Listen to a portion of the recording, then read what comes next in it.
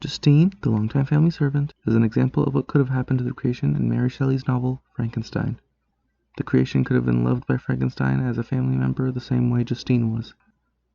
If the creation had been raised by Victor as a son, just as Caroline raised Justine, he may have garnered a sense of identity, which would have stopped him from becoming a monster later on in the story.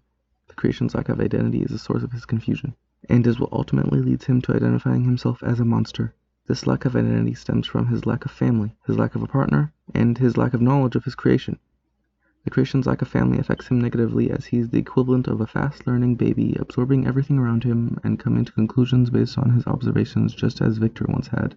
This caused him to realize, eventually, that he did not have a family to love and teach him about the world. People need family and parents to teach them about life, and people need social interaction to learn from. Even though the creation is not a human, he is composed of human elements, and therefore embodies some of the human qualities and misgivings. At first, the creation was unaware of his lack of family unit, as whenever he approached people they would be horrified and run away, and scream, and throw objects at him, which he deemed to be a normal interaction. Later on, he discovered that families treat each other with kindness. I see bliss, from which I am alone and irrevocably excluded.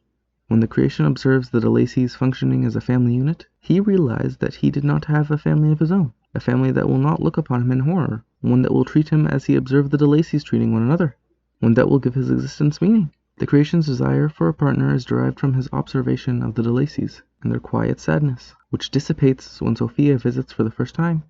The change in attitude and emotions is observed by the creation to be most extensive in Felix, as the creation perceived him to be in the deepest despondence. Felix seemed ravished with delight when he saw her. Every trait of sorrow vanished from his face. In this quote, Mary Shelley used the juxtaposition of Felix's newfound happiness with his past sorrow to highlight the importance of a partner in a person's identity. The creation related to Felix's sorrow and despondence because he also felt alone and empty.